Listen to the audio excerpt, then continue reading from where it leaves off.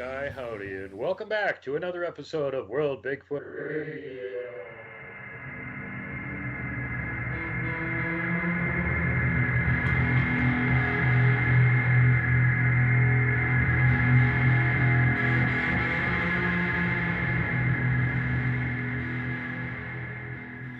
Will here from Texarkana.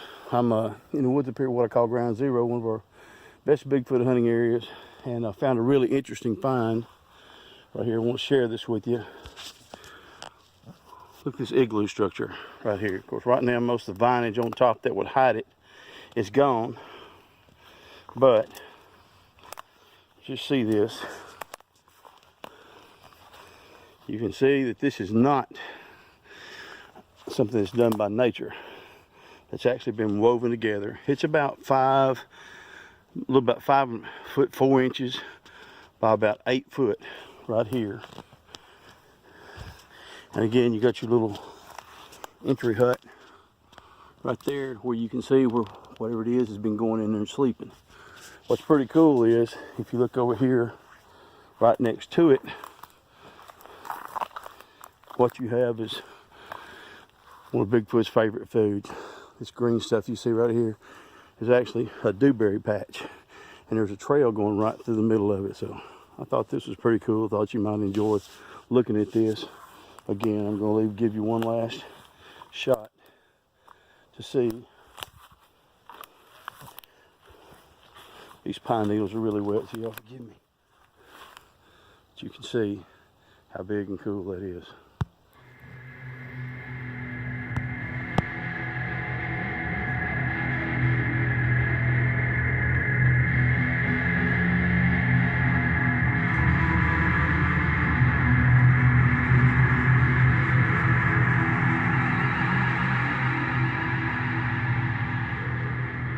His father-in-law by marriage got sick, and so we had to take them back. So he and I just came back out, and I told him, I said, man, this is the same spot that me and Rich saw that Bigfoot walking down the edge of the road.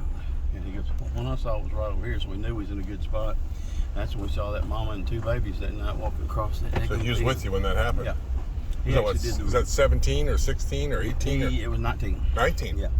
Was that the last sighting you've had since? Or? Oh no, it's not even the last sighting up there. It's no, for you personally. No. Last one I had was May the 24th up here at Mercer Bayou when those 3. This year? Yeah. Oh wow. When it ran across. The road. That that little deal there when I was sitting there filming, and it ran across that real green grass right there. There was 3 of them that ran across that green grass. Was that daytime or nighttime? It was daytime. It No was kidding. About 3:15 in the afternoon. How long were you actually get an eyeball on them for? Probably because they weren't running really fast, and there was one knocking at me over here on the right.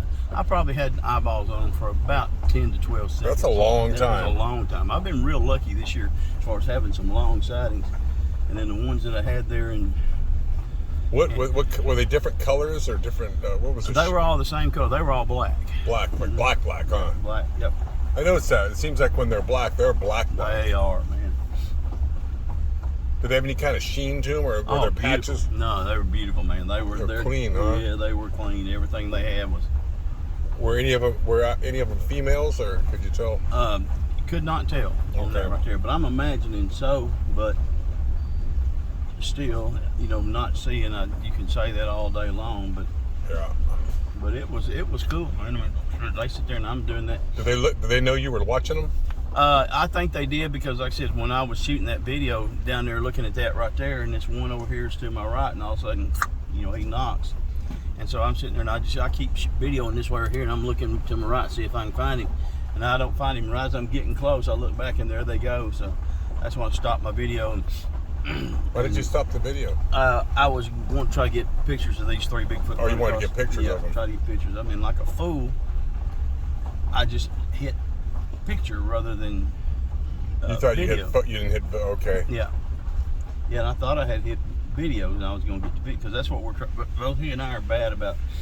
You get excited. Yeah, you do get excited. I know how that feeling is. So we're thinking that we're sitting there and we're gonna just get the greatest video ever. Exactly right, and then didn't. But it was a good video. The one we got that night was pretty cool because, like I said, you can't see them because it was so dark, and we were shooting off the sheen of a spotlight to the side. We put the spotlight on them every now and then, and you'd see their eyes. But like I said, their eyes, Mama's eyes, changed color without having the light on them, and so she was. That was pretty cool, and you could see her over there blinking. I mean, you really? See, yeah, you see 8 inches worth of head and hair between each eyeball. They're that wide, huh? Oh yeah, man. They and so. Did they make any noises at you? No, they didn't. We stood there, and I went and did some tree knocking, trying to. And that's when she got right at me, and that's when she, her eyes changed color. And then. How far away would you say? Like 50 yards, 100 yards? No, it's probably 100 yards. That's a distance. But he had it. So were you kind of away, or you weren't out in the open then? You were kind of like tucked in a little bit? Yeah, we were on the road just like this right here. Oh, okay. Yeah, and she was coming across that deal. You were in the vehicle? We were walking. We got out of the vehicle. Okay. Yeah, we were walking. So he had his deal. He had a better video than I did, a better phone. I didn't have a good phone at that time. Mine was like a little flip phone. So. And so he's got pretty good video of that? Yeah, he's got a pretty good video of that.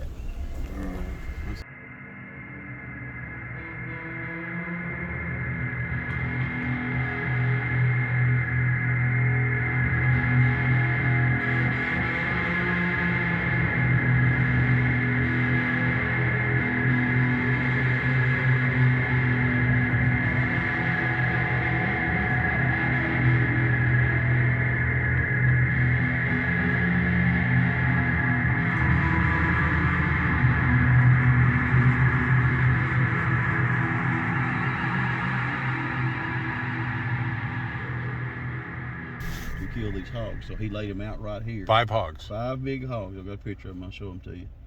And the one on this close in here was turned upside down, and he'd been disemboweled. We come back here 2 days later, and that one that had been disemboweled had been picked up and carried off. I mean, it wasn't like a deal where something drug him off. How far did it get carried to? Never found it again. Oh, never found it. So never something came and grabbed it and took it. Sure did.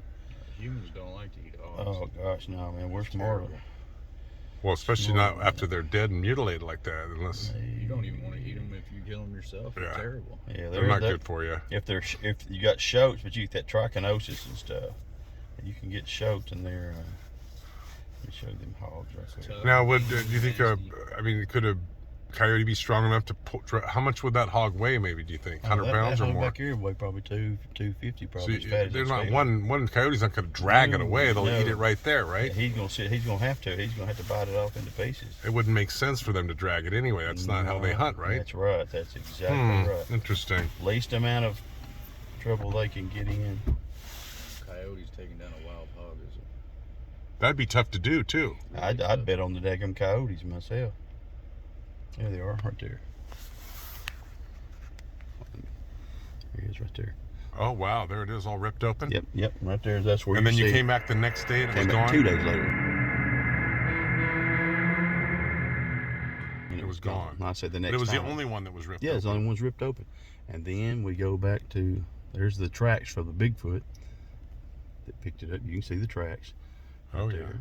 And then 1, 2, 3, 4. That was what it was 2, 3. missing the next Yep, day. that's what it's missing.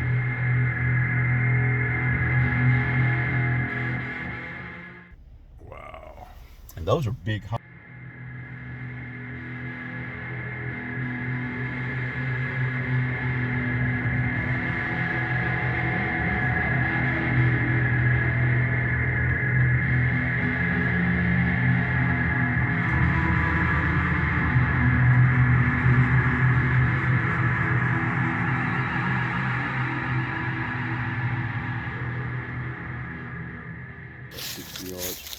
So we came back and we were gonna check it out. And here come these guys on the horses. Horses, yeah, big horsepower. They come ride horses here at night on a midnight ride. So they do.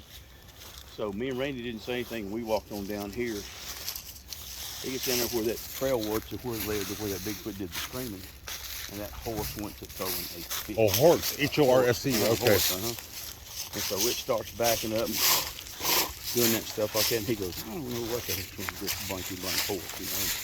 He said, I said, well, I said, you want me to tell you the truth? I said, I lied to him. I said, we had a bear holler at us in here the other night. He goes, man, that's the horse I ride in Colorado whenever I go elk hunting. He said, this horse has seen plenty of bear. He's never reacted that way. So it was really funny. We didn't tell him the truth. Pretty soon his buddy rides up here. His horse starts doing the same thing at the very same place. So we're right here in this area. Yeah, right here, right just past this bend. And he says the same thing. He goes, blankety blank horse. He said, I don't know what's wrong with him acting like that. I told him, well, we had a bear holler at us right over here. And I said, I knew I was lying, but I didn't want to tell him it was Bigfoot right here. He goes, that thing seen bear. He said, this me and him go to Colorado every year and take this horse. This is my daughter's horse, most gentle horse there ever was. I mean, that horse reared up and started doing that crap right there. Finally, his other buddy, comes up there later on. They take off riding. And so I left Reese there. Schroeder, I said, you getting any activity? He's like, oh yeah. Went over and looked at the trailer. There were rocks where they'd been throwing pebbles. Rocks all over the bed of the trailer. Oh, really? Yeah. So it was really funny. Reese was mad because he didn't think we were going to get any activity that night.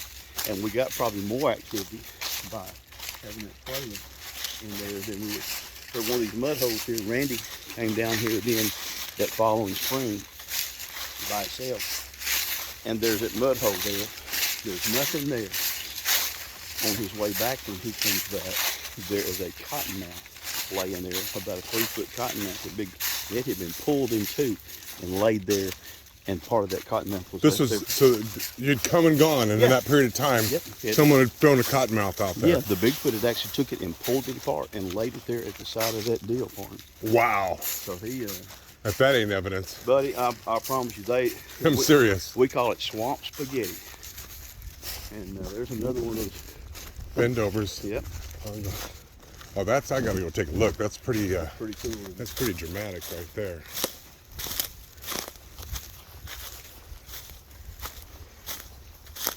That's crazy. Look at this tree. This is pulled all the way around. This other one laid up on top of it. Here he goes. Got a good 4.5-foot rattlesnake. Probably weighed 12 or 13 pounds.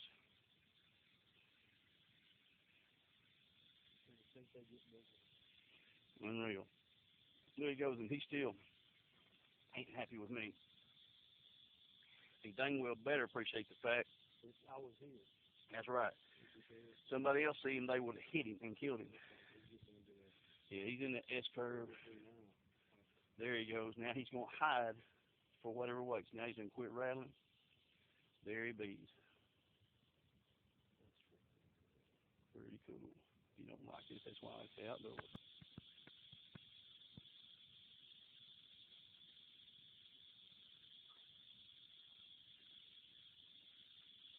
Listen to those rattles. That is a big rattle. That's about 18 or 19 rattles.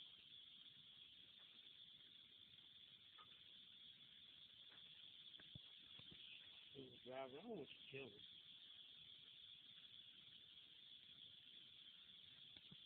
He ain't happy. It did a what? A hog pen in here, a circular hog pen. When the hog gets in, he pushes his way in, and the thing closes, and he can't get back. He can't get back out. It was a man-made hog pen? And so I asked the game warden.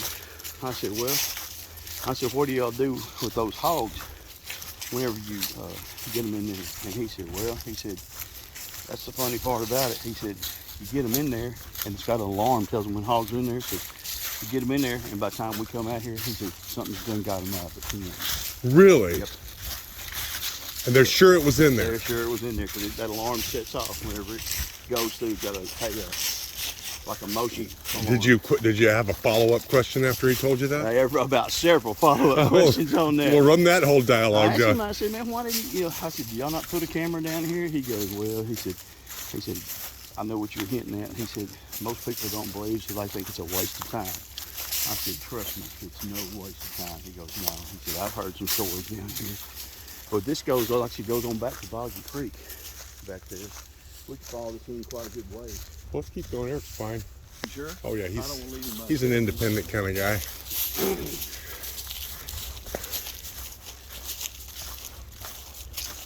The sun's starting to come out. It's nice. Oh yeah. Good enough.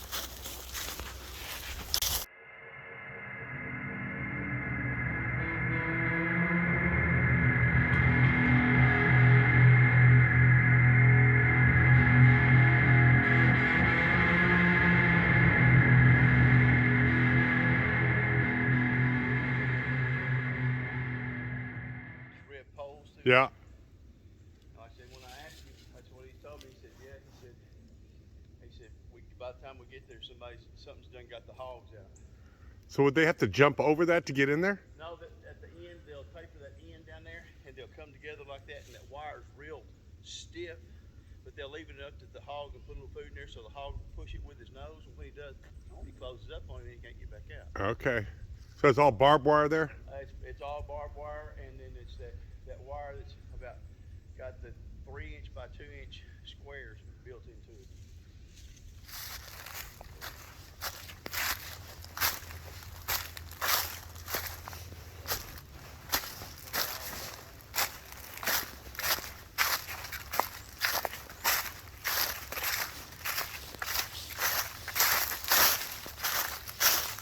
It goes in back here, and then you can go. So they don't use it obviously because they don't want to wear. Yeah, they took that for right now. I said.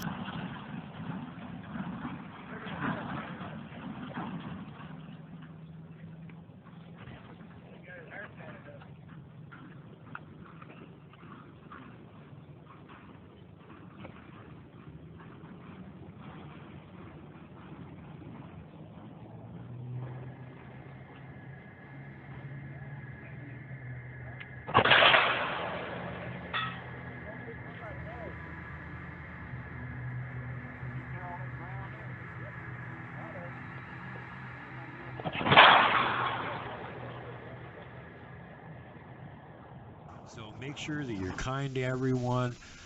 Safety first, last, and always. Pay it forward. Don't be mean to people if you don't have to be. Don't flip off the mountain giant. Don't poke Dogman with a stick. Don't punt the puckwudgie. And for God's sake, whatever you do, do not hug the Wookiee.